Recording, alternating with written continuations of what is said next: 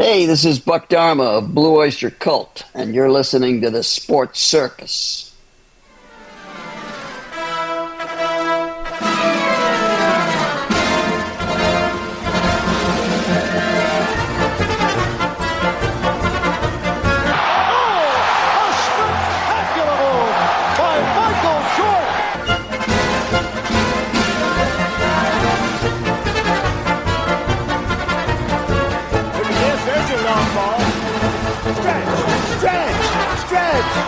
You can put it on the board! Yes! Welcome to the Sports Circus. I'm your Ringmaster Sal, live from Las Vegas in the AMP TV studio, AAMP.TV. Today's show is brought to you by UppercutChops.com. Check out their tasty selection of all-natural, dry-aged USDA prime Wagyu steaks and chops.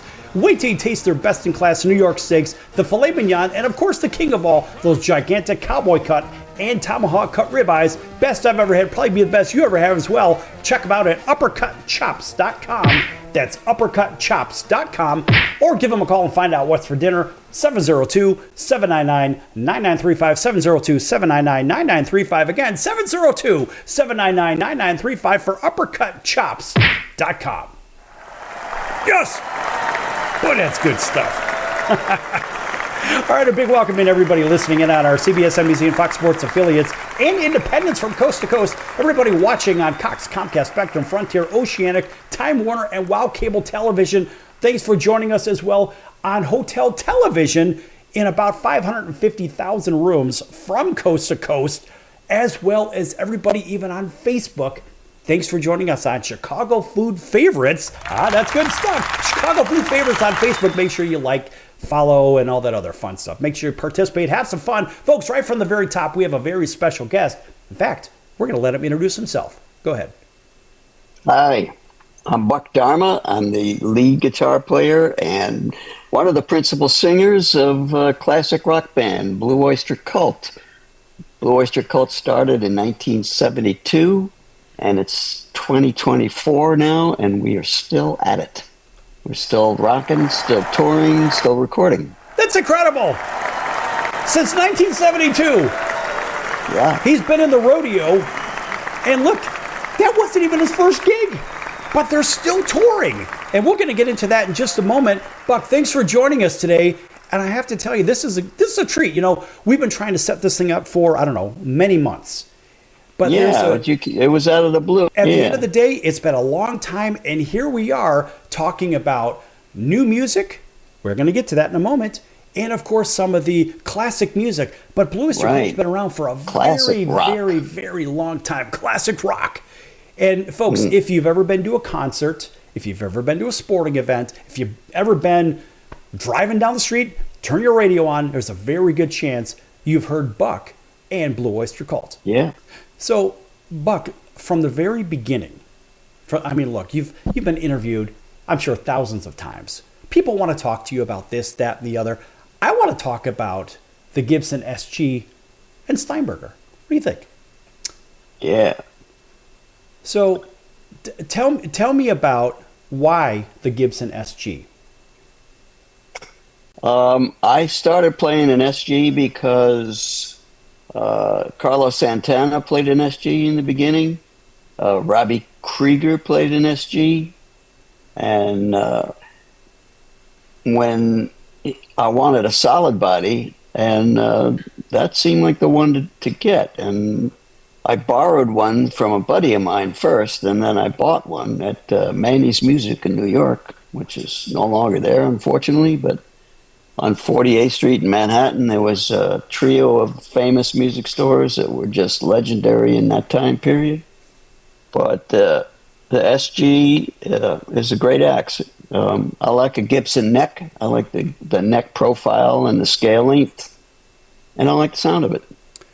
Do you find it narrow enough? I don't have gigantic hands. And part of my problem is sometimes I have a hard time getting around the neck a little bit.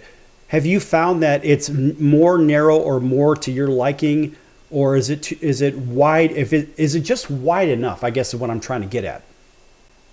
it's not too wide. Like a classical guitar neck is a little too wide for my hands. I've got little hobbit hands. I'm a very small guy. I could be the smallest guy in rock and roll. You Now, very well could be. But I asked that yeah, because I know you're not really a large guy, but I always think of watching you going up and down that board, and I'm just like, wow. I mean, he's not a big guy, but he could sure do this. It's crazy. Now I'm right. lefty, and I am nimble. I am sprightly. yes, yes, and I seen that, and being a member of the audience, I think the last time I watched Blue Oyster Cult was at the Rib Fest in Naperville, Illinois, and it was Naperville, yes. yes, that was the earlier day part, and I think you had Rudy Sarzo was playing bass for you at that time, and it was a great show. It was a great show, and Yeah. people earlier in the day were like, "Wow, why are these guys on in the middle of the day versus at night? Maybe you want to have some ribs for dinner." Can't remember. I don't know who was on later. If there was, It was the anybody animals. important or not. The animals were Two? on. The animals were on. Yeah. But Uh, nonetheless, whether it's daytime or nighttime, I guess where I'm going with this is sometimes people are surprised in certain venues for a day where they would think that maybe this would be your headliner for that night, which, certainly Blue Oyster Cult would be a headliner anywhere, basically at any time.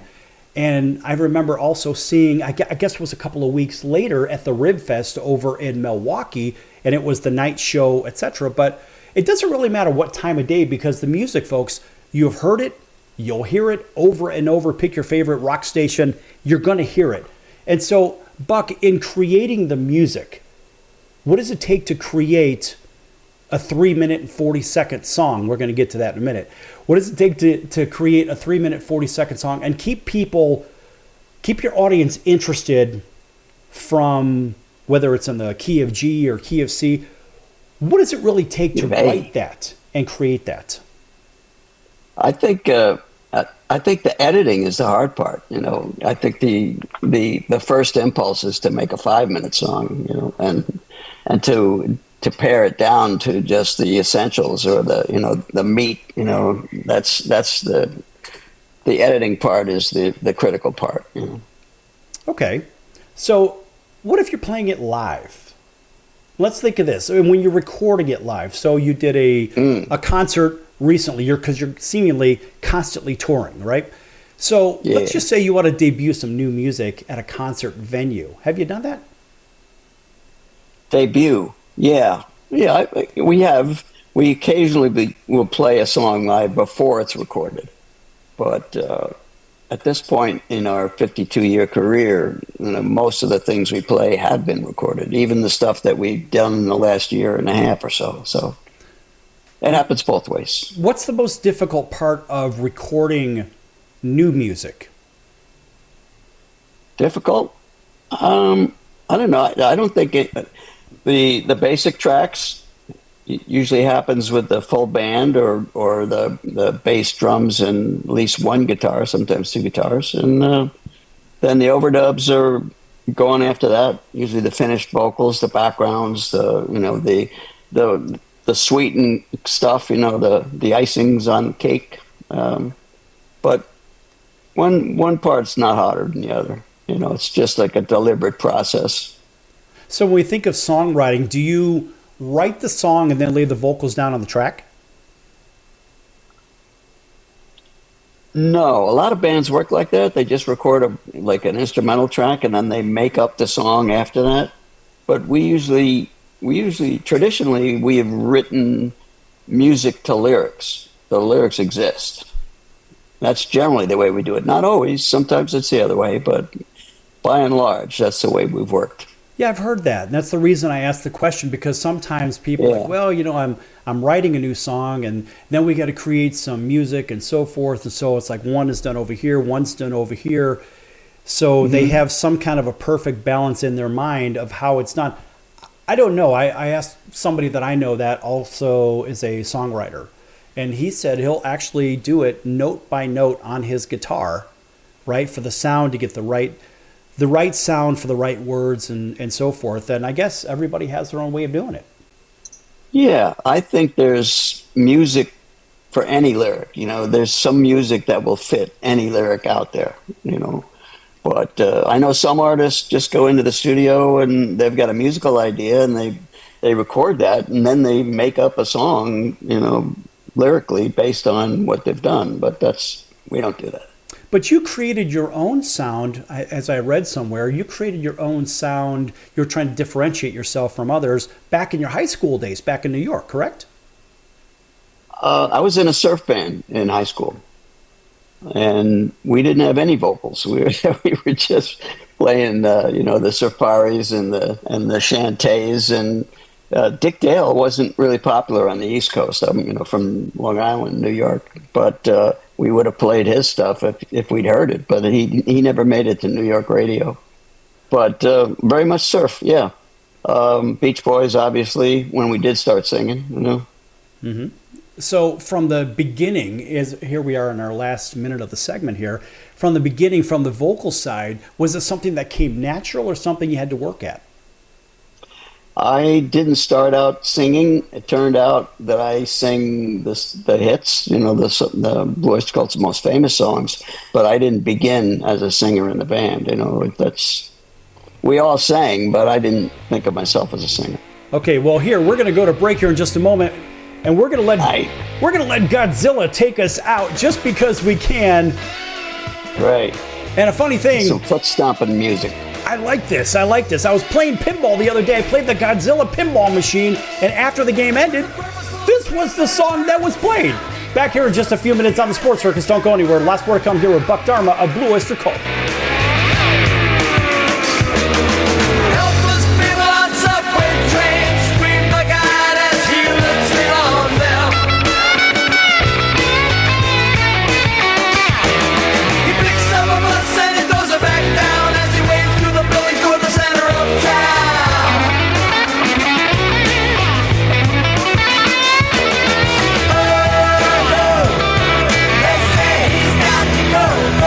Godzilla!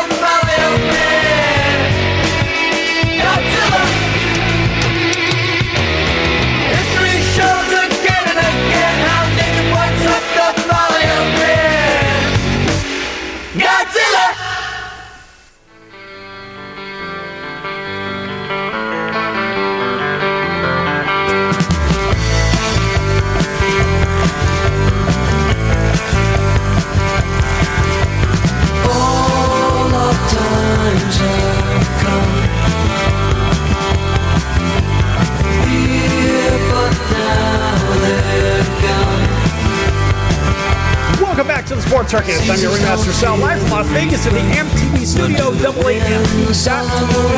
Listening to some great Oyster Cult music. Back here with Dharma of the Oyster Cult. And he's done a lot of singing, of course, for these songs. In fact, Buck, tell everybody about what they're hearing right now. Baby, I'm your man.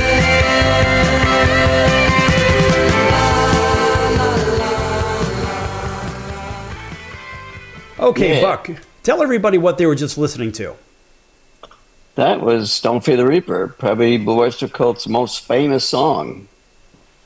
What did it take to create the most famous song that most people in the rock and roll world, and even if you're not a rocker, you know that song? You know, it took a 4-track tape recorder, which before TIAC made that, TIAC was a Japanese company, and they made this 4-track recorder, and it was the first recorder that people could afford to have at home. You know, there were multi-track recorders, but you had to go to a professional studio to get it, you know. Nowadays, you can make multi-track recordings on your laptop, on your tablet, on your phone, you know, but not then. So Reaper was the first song I wrote with the 4-track recorder, and that sort of changed everything for everybody in the band, not just me. So when we think about touring and you play the biggest hits and so forth, obviously you want to start out with something that's going to get them going, like we had Godzilla. Now, by the way, I have to tell you this just because it's a fun Godzilla story. And so I love Godzilla. I'm one of those weird people that happen to like me Godzilla. Too. That's why I wrote a song about Godzilla. I think it's great. And so on my first trip to Tokyo back in 1989, it was back when it was the Japanese Baseball League thing. So I'm over there, and I was staying in this area called Shinjuku. And so I know you've been there because you've toured the world. So we think of the areas that Godzilla would always destroy. Right. Right. Right. There has to be high tension wires somewhere. There's got to be, transmission lines somewhere. Yes. Got to have that. Yes. And so the first thing. Also, elevated trains. You need elevated trains with Godzilla too. Right.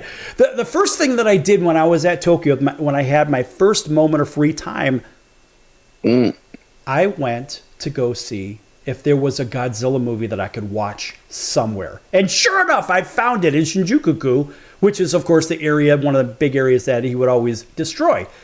So it was great, but I've never been to a Japanese theater before. I didn't realize this. When you walk in, you find your seat. Now, mind you, this is 1989. So you find your seat, and then they bring out these vendors, kind of like you're at the ball game, right? So if you want hot dogs or popcorn or peanuts, whatever the hell it is, they bring it right to your seat, right? But of course, the trick is you actually have to clean up after yourself on your way out, which is something that doesn't happen here in these United States of America. No. Those peanuts go all over the stands, right? Right. But I did see a Godzilla movie over there, and of course, one of the big inspirations is, of course, Godzilla and Go Go Godzilla. Gotta like that. Yeah. When Matsui was playing for the Yankees, they used Godzilla as his theme song. So I went to Yankee Stadium and, listened to him, come out to the sound of Godzilla. That was great. Yeah, I'm one of those guys that I will go out of my way if I see it at a movie theater, maybe a rerun or something. I will go see it if I can. I'll do whatever I can. If I could have a Godzilla background or something like that, where a live background where Godzilla would be over my shoulder blowing fire, I think that would be great as well. I'm one of those weird people like that. I can't help it. I like it. But Godzilla, the song, it's a great song. Yeah. Have you seen Godzilla -1? I have not. Oh, you got to see it. It's really good. No, I have not. It's a really good drama. It's very much in the spirit of the 1954 Godzilla movie, the one that they dubbed Raymond Burr into for American release. Wow. I mean, this is great Godzilla information. But I love it, and I like the fact that there's a song for it. And of course, it's been used in every possible way. And again, like I was saying when we went to break, that's even for a pinball machine. And so, talk about the licensing rights for that. How does that work? Generally, the music Sony Music owns our masters, so they when somebody wants to use Blue Oyster Cult music, they usually get in touch with them, and then they'll ask us if it's okay, and generally we're okay with it. I could envision maybe a use where you wouldn't want to, put your name or your music on it, but it hasn't happened yet. And the our song was not used in any Godzilla movie. We kept getting like stiffed, What? They're made about I don't know how many Godzilla movies, and then a few years ago, the film composer Bear McCreary got the job of doing the music for Godzilla King of Monsters, and he covered the song, and he did a version with taiko drums, the Japanese drummers, and a vocal by Serge Tankian of System of a Down, and did a nice cover. But out of that experience, he got in touch with me. We became friends, and we've collaborated on each other's projects since then. So it's good. He did orchestration on my song, End of Every Song. So when you write a song and you perform the song and you watch the body language of the crowd, what are you looking for? Let's just say it's something you just recently released, which we have something coming up here in just a moment. When you're performing it live, what are you looking for from the audience? Enthusiasm and joy, rapture. Right? You just want them to like it. You want to put it across. Yeah, I mean, when I think of it, out of the countless concerts I've been to, there are some where I'm really dialed into it, I'm really tuned into it, whatever the song is. And then if I hear something that I don't know, let's just say band X put something in there that I've never heard, so they're trying to get some new music in there. And then you look around the crowd, you look around you, you're like, everybody looks a little confused because they've never really heard this before. For example, that's why I talked about breaking new music, for example, in a live venue. Because sometimes you'll see the crowd will be like this, and then their shoulders will drop because they're not hearing something necessarily that they've heard before, or maybe it's not driving them. Are you looking at these things when it comes to playing something new on stage? Well, of course, yeah. I mean, if you play deep cuts, there's probably a large percentage of any audience that doesn't have every one of your albums, So, but I think if you're laying something down that's good, they're going to respond, and that's generally what happens in our case, Right. Well, it's not like Yeah.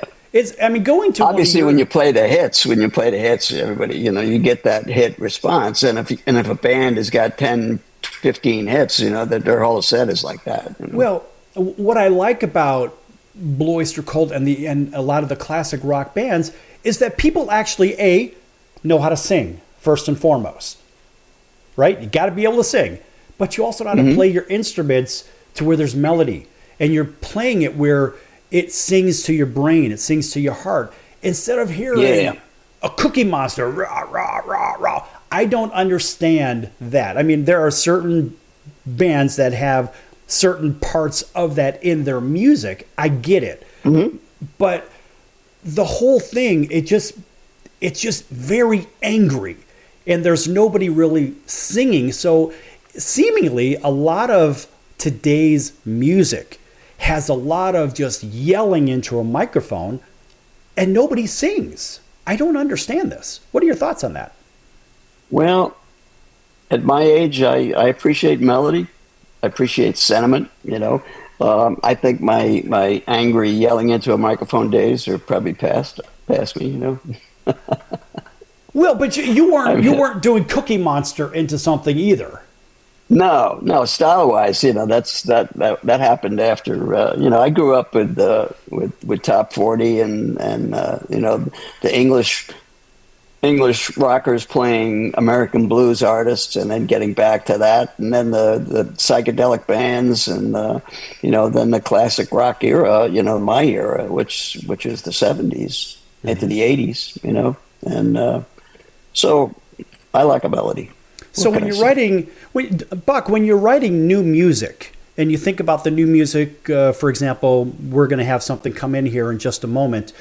I want you to tell everybody about a new song that you've recently written and take about 30 seconds and expand upon that.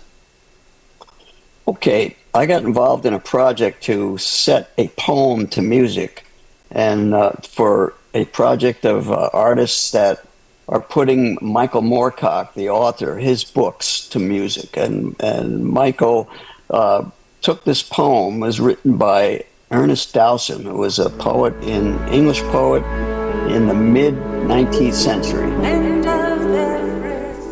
Okay. And go ahead, finish on that. Okay. And this poem really struck me. It's Dowson, I don't think was a happy fellow. He died at age 32. He was very creative, but I think an unhappy man, and probably never reached his fulfilled. And this poem, Dregs, it's a depressing story, but to me it's also hopeful. So I set this poem to music. I wrote a song called "The End of Every Song," and it is the end of every song. And there's a version by Spirits Burning, which is this outfit, and I just released my own version, which I told them in the beginning I was going to do. All right, folks, end of every song, Buck Dharma. Back in a few minutes. This is the end of every song we sing. The end of every song.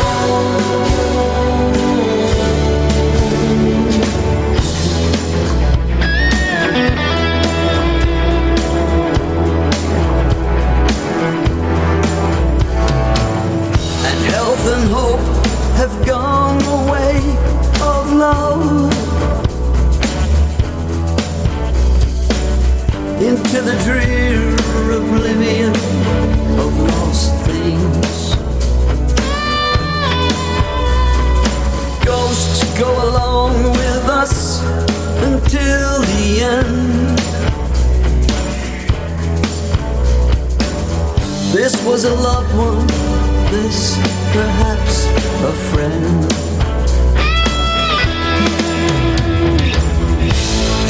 This is the end of every song. This is the end of every song. This is the end of every song we sing. This is the end of every song we sing. The end of every song.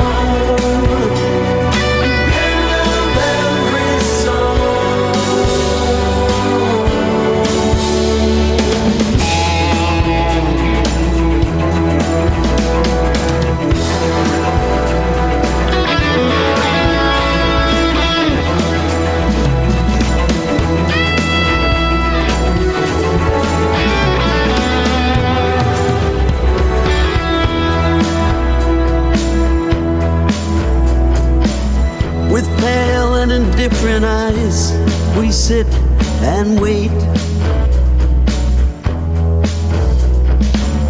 for the drop curtain and the closing gate.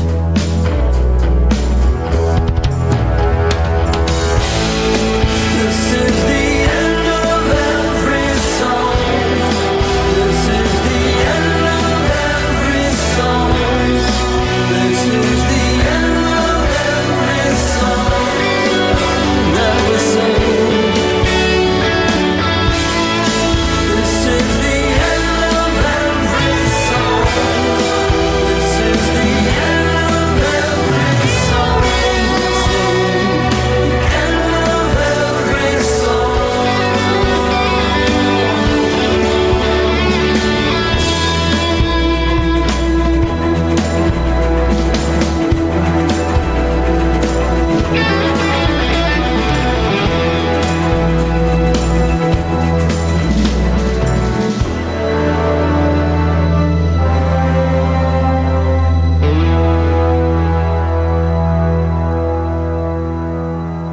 Welcome back to the Sports Circus. I'm your Ringmaster Sal, live from Las Vegas in the AMP TV studio, AAMP.TV.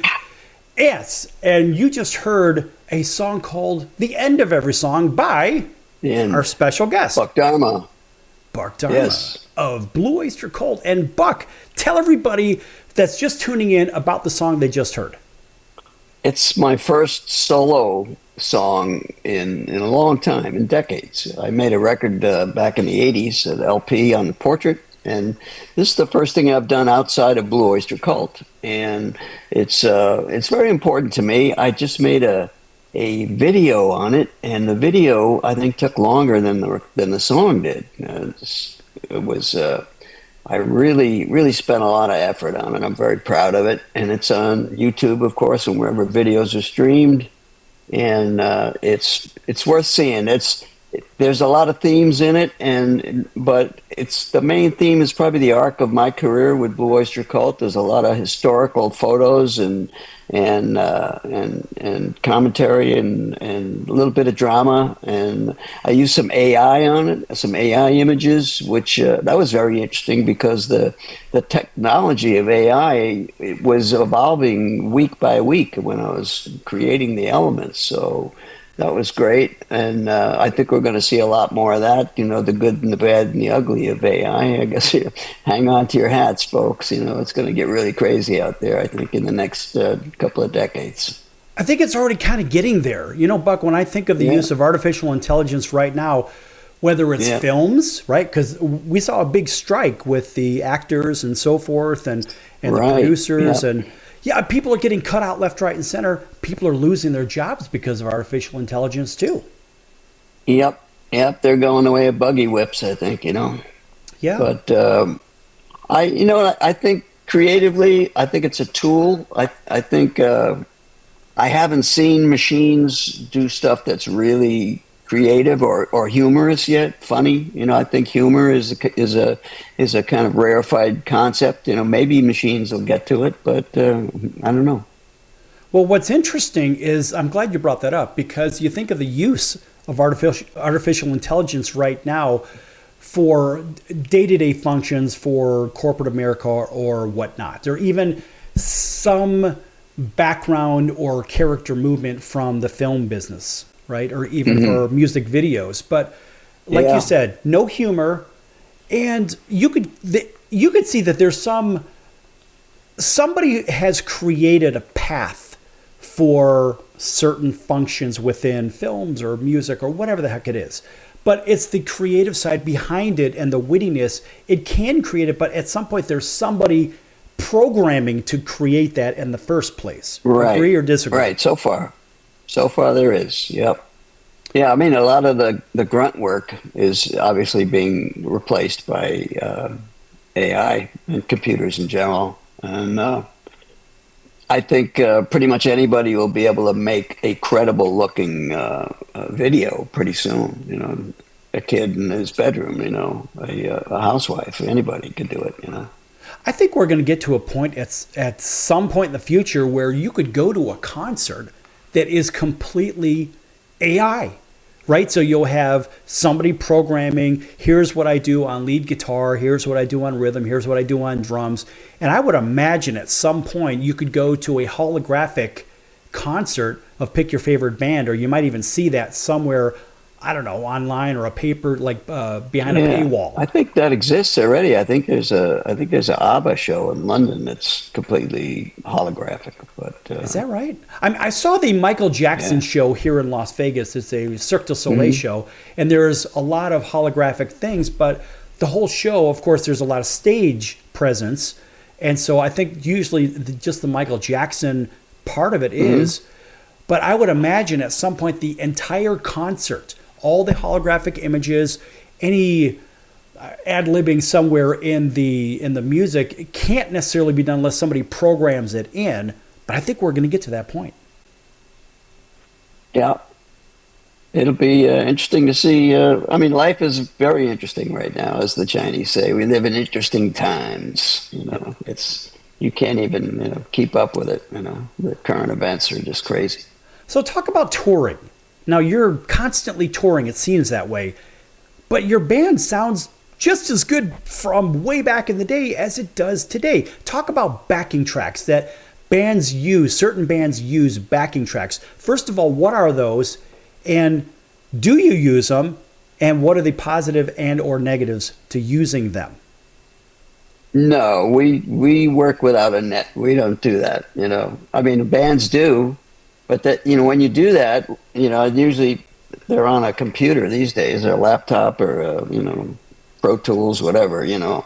And the drummer and the band members have to sort of play to the recording, so they're constrained and they're kind of locked into what that is. They can't, you know, but we don't do that. Everything we do is generated live. You know, it's the vocals are the vocals, the instruments are the instruments. What, you know, what you see is what you hear, is what you get. And I like that because even doing a live show, this is a live program. There are screw ups left, right, and center. It's okay. Right. The audience Let's screw doesn't up. necessarily know it, but we know it. I certainly know it because I make mistakes all the time, if you know what I mean. I mean, I can't help it. It's just what I do. Yeah. But generally speaking, it gives that human element. Agree?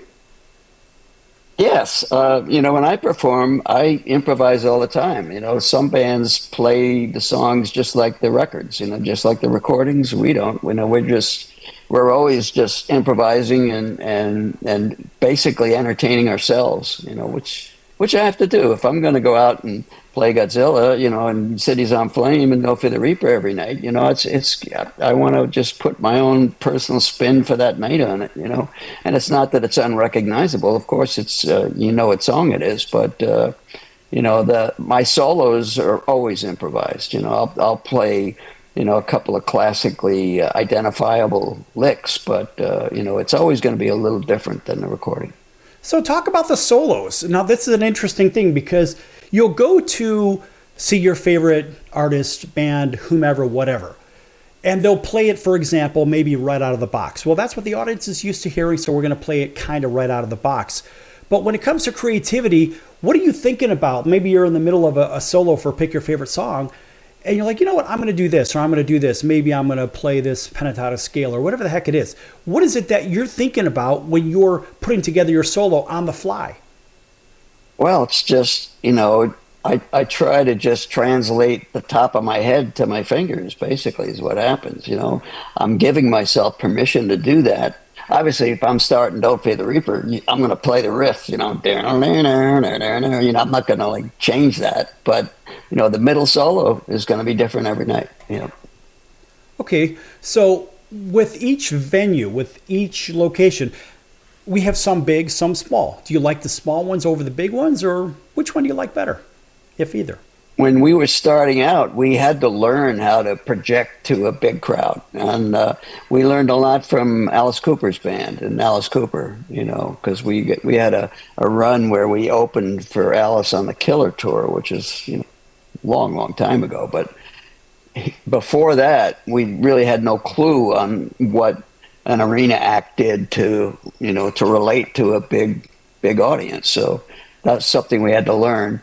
I enjoy any venue. I like clubs. I like these Midwest vaudeville theaters, you know, that have been refurbished and they're beautiful. And they're about like 1,500 capacity, around 2,000. You know, that's a nice size audience for us. Have you ever played a little club in Chicagoland, a place called the Arcada?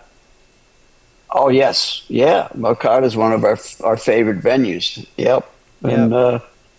Ron and Nesty is Ron's one of our friends. That's why I asked. He's a sweetheart. Yeah, and he's part of the fraternity of short guys. You know, so you know we've got this thing. You know.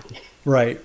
But no, he's one of our favorites and a longtime friend of the show, and that's why I asked because he's got that one and the Displays as well. Yeah. He's done much good things for live music, you know. I mean, really, you know, hats off to Ron. He's a sweetheart, great fellow. Yeah. Of course, he always gets a round of applause whenever we bring him up, just because we can. But, you know, I like the little venues myself. I mean, the big ones are great just as a concert goer, but I like that up close and personal feel where you could see people looking at people. If you're on the stage, you could see they're looking down at the people instead of a empty spot at the back of the venue. Right. yeah, you can relate personally to a smaller audience that way. And in a large room, the video screens have gotten a lot better. I saw Eric Clapton at Madison Square Garden, and they had cameras on everybody, and who was ever doing the big screen videos was really good, because anytime anybody did anything, you saw it, and you saw it up close on the big screen, even if you were up in the bleachers. So Right. it's good. But in the bleachers, as we're coming up to break here in the next 30 seconds or so, in the bleachers, you don't get the same effect. And I've gone to those where I'm at the Rose Bowl and one of 110,000 people that they've jammed onto the field and into the seats. And unless you're up close, up front, you really, as a audience member, yeah, you're there if you're just way in the back and you can hear it and whatever. And I think it's great. But if you can get up close and you see the sweat pouring down off the performers, etc., Yeah. it's a very different experience to be up close in a large venue versus being in the building. And I can say that. All right, here we go, Buck. We're going to commercial break. And I'm your Ringmaster Sal here with Buck Dharma of Blue Oyster Cult. And Buck, what are we listening to? Take us to break real quick. Okay, let me hear it. What are we listening to? Just the end? I think you know this one. No, it's the audio is muting. I can't hear it. Can't hear what it is. I You'll have believe to it's tell me. burning. I believe it's burning for you. Oh, okay, good. Yeah, That's good stuff, folks. Don't go anywhere. Lots more to come here on the Circus. Back in a few moments. right. Home on the highway. Home isn't my way. Home I'll never be. Burn out the day.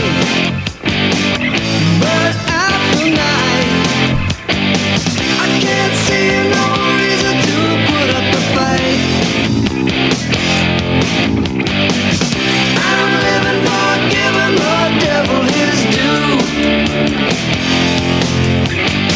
And I'm burning for you.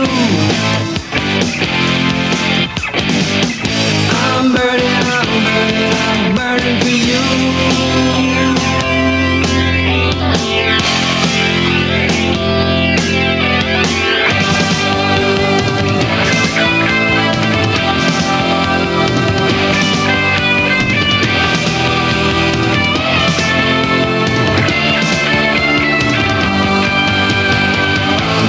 Time is the essence. Time is the season. Time ain't no reason. Got no time to slow. Time everlasting. Time to play B-sides. Time ain't on my side. Time I'll never know. Burn out the day. Burn out the night. I'm not the one to tell you what's wrong or what's right. I've seen sons that were freezing their lives that were through. But I'm burning for you. I'm burning for you.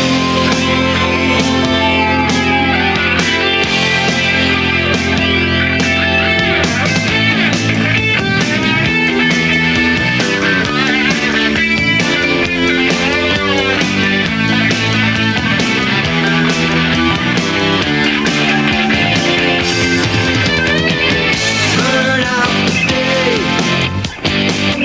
Burn out the night. I can't see no reason to put up a fight. I'm living by giving the devil his due. And I'm burning for you.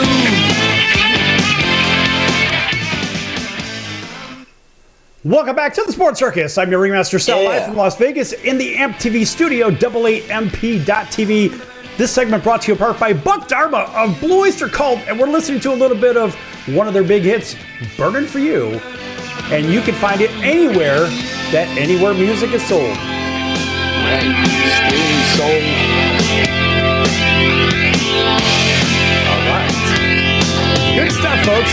Nice round of applause for Blue Oyster Cult and Buck Dharma for joining us today. What was that guitar player? It folks. was pretty good.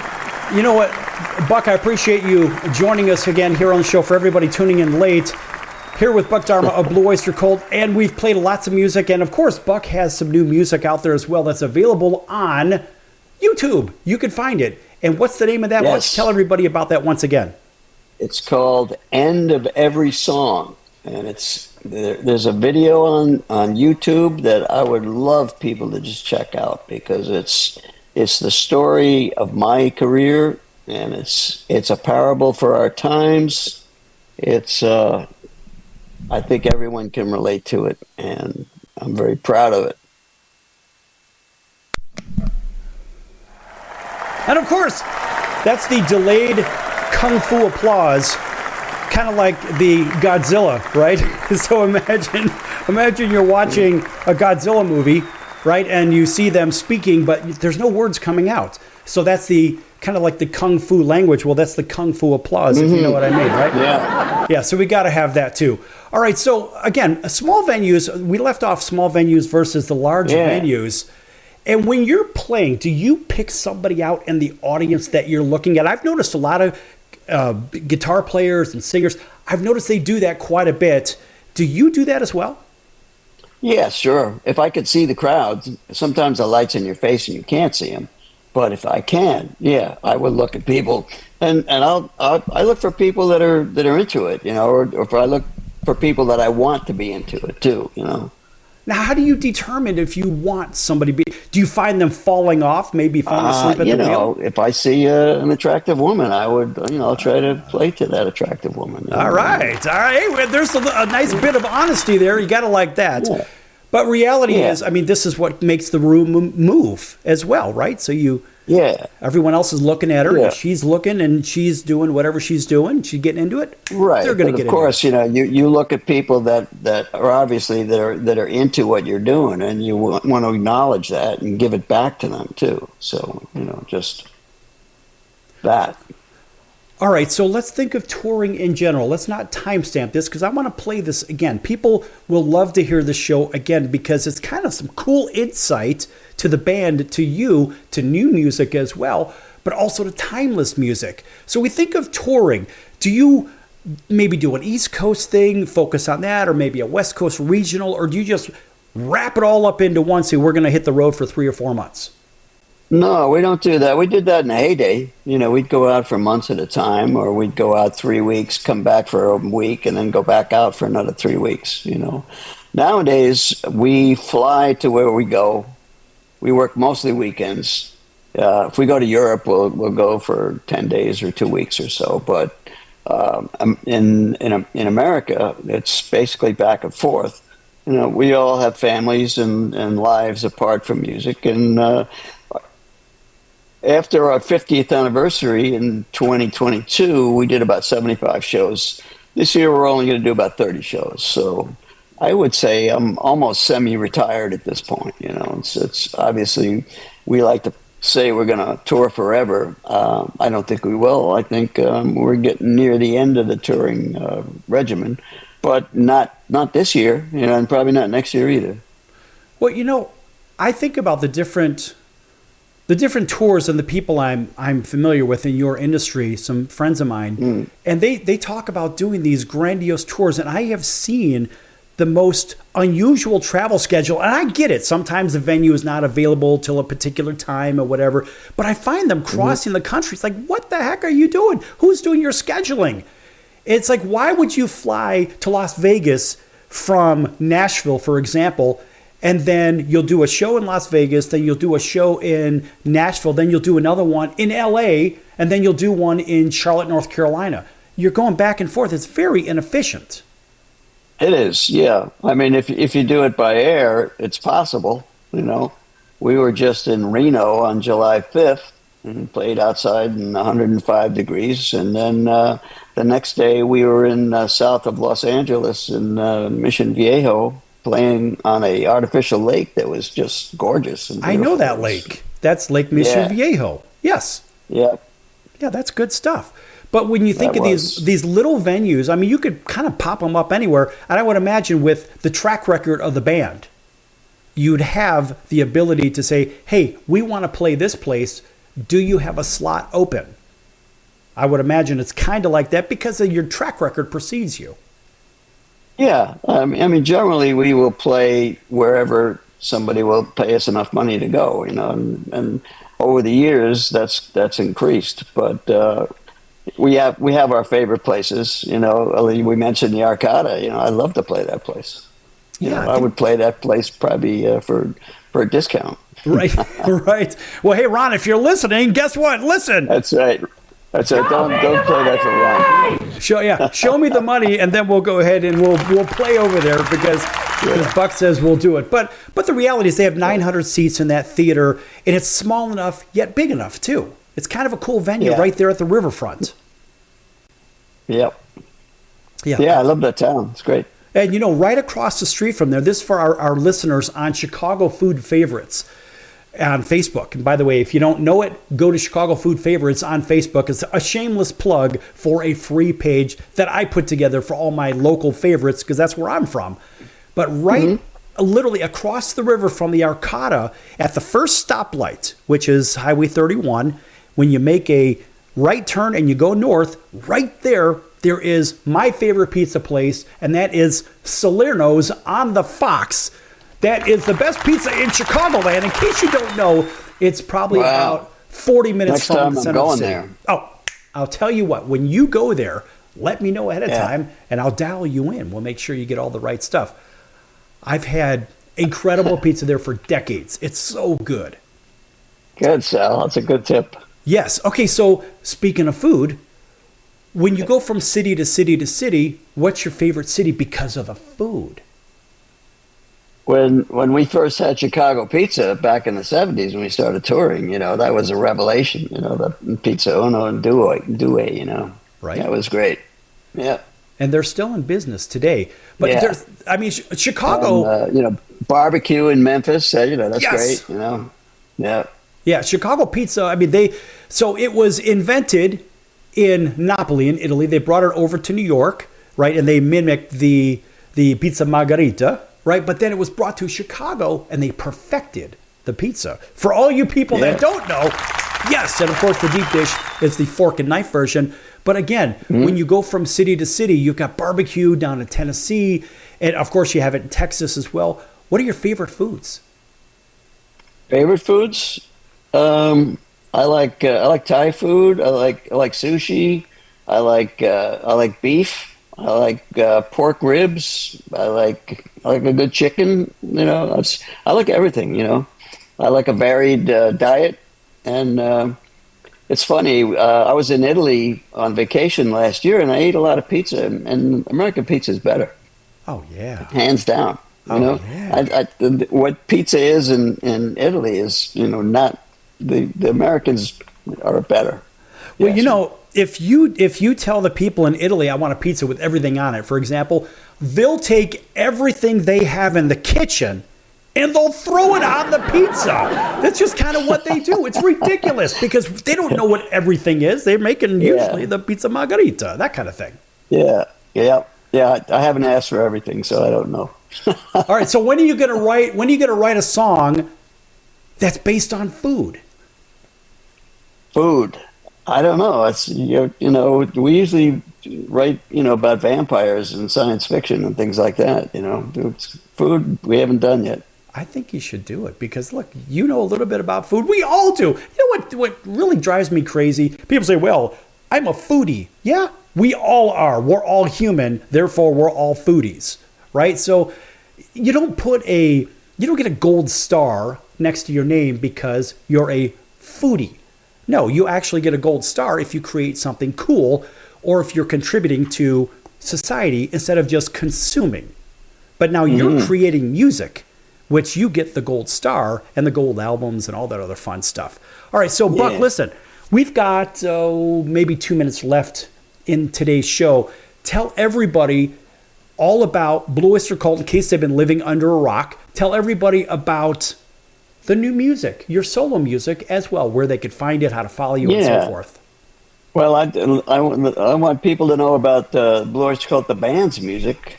We just released probably our last studio recording. It's called Ghost Stories, and it's a bunch of songs that didn't make vinyl records in the day, mostly because vinyl records could only fit like 17 minutes on a side, 18 minutes maybe. And so we found some pre-production tapes that our live sound mixer of the day, his name is George Uranius, and he preserved those tapes. And we took them back to New York and kind of polished them up and finished them. And now they sound very contemporary. We use some AI software to de-mix some of the stereo stuff.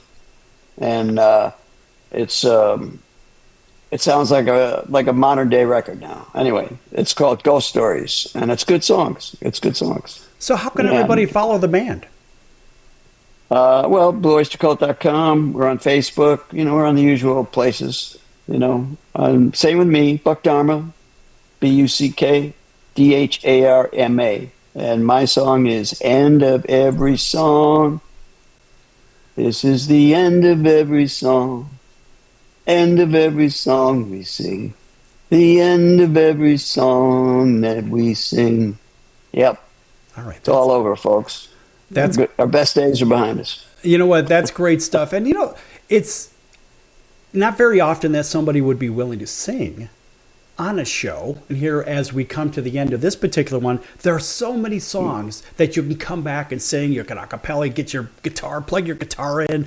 You could do all kinds of cool stuff on here. We want you back as well. Maybe you'd like to come back at some point onto the Circus. Yeah, we could do that, Sal. We could do that. All right. Yeah, that's good stuff. Of course, that always deserves a round of applause.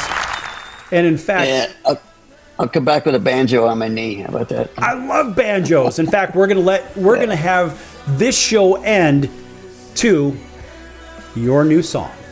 So, folks, okay, yep.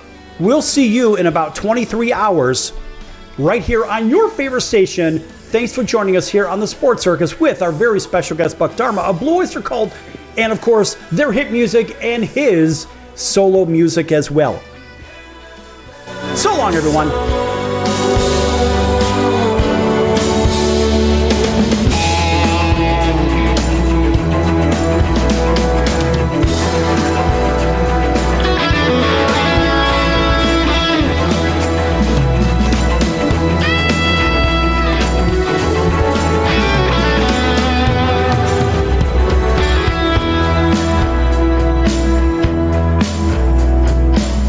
With pale and indifferent eyes, we sit and wait